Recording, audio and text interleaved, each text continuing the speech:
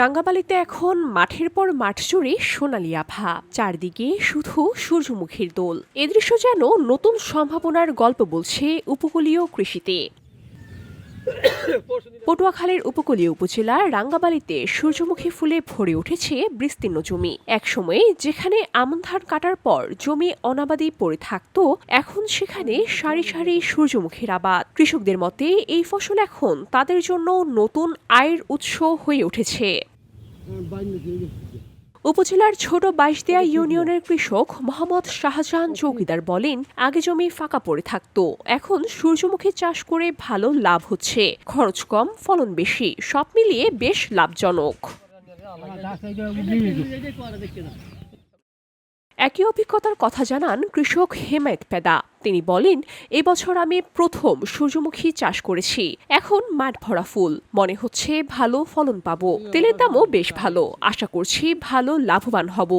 কৃষি অফিসে আমাদেরকে বীজ দিয়েছে এবং সারও দিয়েছে, আমরা লাগাইছি, আলহামদুলিল্লাহ ফল ভালো হয়েছে। এখন আক্রমণকে আক্রমণ করতেছে।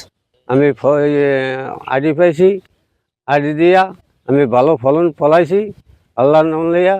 এখন আমার তৈল অনেক হয়েছে আল্লাহর নাম লইয়া, 70 কেজি ধান পাইছি। এখন আল্লাহর নাম লইয়া আবার এবার দিছি, সামনের দিকে আশা করি আরও দমু।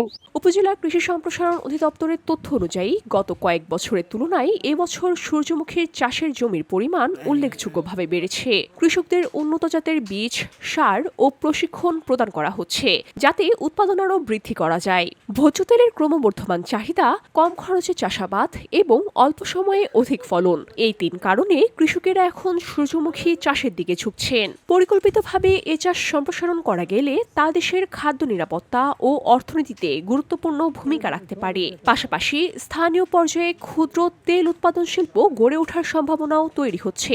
এ বিষয়ে রাঙ্গাবালী উপজেলা কৃষি কর্মকর্তা কৃষিবিদ মোহাম্মদ আসাদুজ্জামান বলেন, দেশে ভোজ্য তেলের একটি বড় অংশ আমদানি করতে হয়।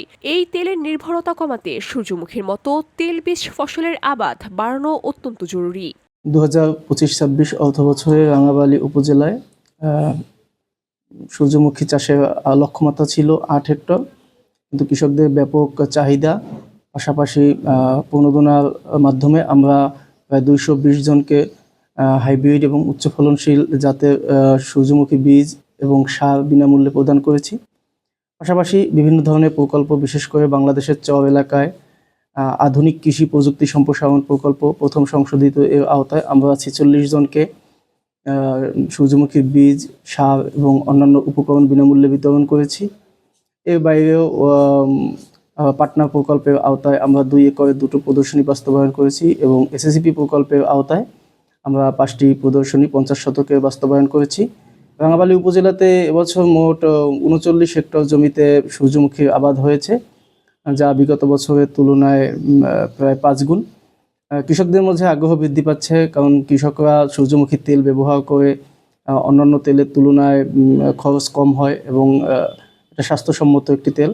সব মিলিয়ে সূর্যমুখীর সোনালী আভায় রাঙ্গাবালির মাঠ এখন শুধু নয়নাভিরাম দৃশ্যই নয়, বরং একটি সম্ভাবনাময় কৃষি অর্থনীতির নতুন দিগন্ত উন্মোচন করছে। VOD Bangla news desk.